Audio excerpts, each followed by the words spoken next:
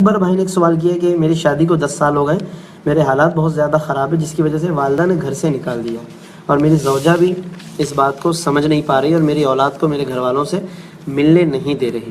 میں کافی پریشان ہوں اور اپنی بیوی کو طلاق دینے کا سوچ رہا ہوں، بتائیے میں کیا کروں؟ تو دیکھیں تھے کہ طلاق سے جتنا بچ سکیں اتنا ہی بہتر ہے۔ اگرچہ طلاق دینے کا حق دیا گیا ہے، اجازت بھی دی گئی ہے اس کی، اور اس کو جائز کاموں میں رکھا گیا، اگرچہ ناپسندیدہ ہے مگر جواز بھی ہے۔ تو آپ پہلے اپنی طور پہ مزید کوشش کر لیں، اور ضروری نہیں کہ آپ اگر طلاق کا بالفرض سوچ رہے ہیں تو آپ 3 طلاقیں ہی دیں۔ یہ بھی لوگوں میں غلط فہمی ہے کہ وہ دینے پر آتے ہیں تو 3 دے دیتے ہیں، بعد میں بہت افسوس ہوتا ہے۔ آپ اگر بالفرض اللہ نہ کرے اس نوبت پر پہنچ جائیں، اللہ نہ کرے، پہلے تو آپ کوشش کریں سمجھانے کی، وارننگ دیں۔ بعض لوگ جیسے یہ بھی طریقہ اختیار کرتے ہیں کہ وہ طلاق کی وارننگ دیتے ہیں کہ میں طلاق دے دوں گا، تو اس سے آپ اندازہ کریں کہ وہاں کیا اثرات مرتب ہو رہے ہیں۔ اس کے بعد پھر آپ اس کو سولو کر سکتے ہیں، اس کے بعد آپ کو ایک راستہ ملے گا کہ اب وہاں پہ کوئی اس کا اثر مرتب ہوا یا نہیں ہوا۔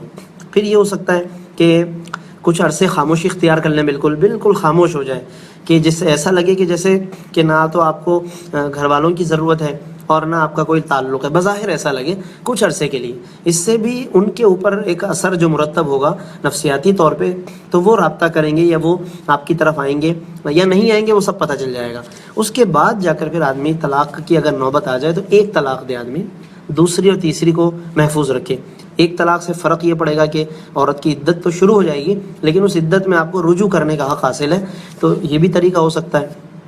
دوسرا یہ ہو سکتا ہے کہ آپ پھر اس کے بعد بھی نوبت اگر وہاں پہ بہتری نہیں آ رہی، پھر آپ دوسری دیں، اور پھر اس کے بعد تیسری دینے کی ضرورت ہی نہیں ہے۔ آپ پہلی اور دوسری کے بعد عدت ختم ہو جائے گی عورت کی، تو خود ہی معاملہ ختم ہو جائے گا۔ تو یہ ضروری نہیں کہ آپ 3 دیں تو ہی طلاق واقع ہوگی، ورنہ نہیں ہوگی، ایسی کوئی بات نہیں ہے۔ ناظرین، اگر آپ ایسی ہی مزید ویڈیوز دیکھنا چاہتے ہیں تو ہمارا ARYQ TV کا چینل سبسکرائب کیجئے اور بیل آئیکن کا بٹن دبانا نہ بھولیے تاکہ آپ سے کوئی پسندیدہ پروگرام مس نہ ہو جائے۔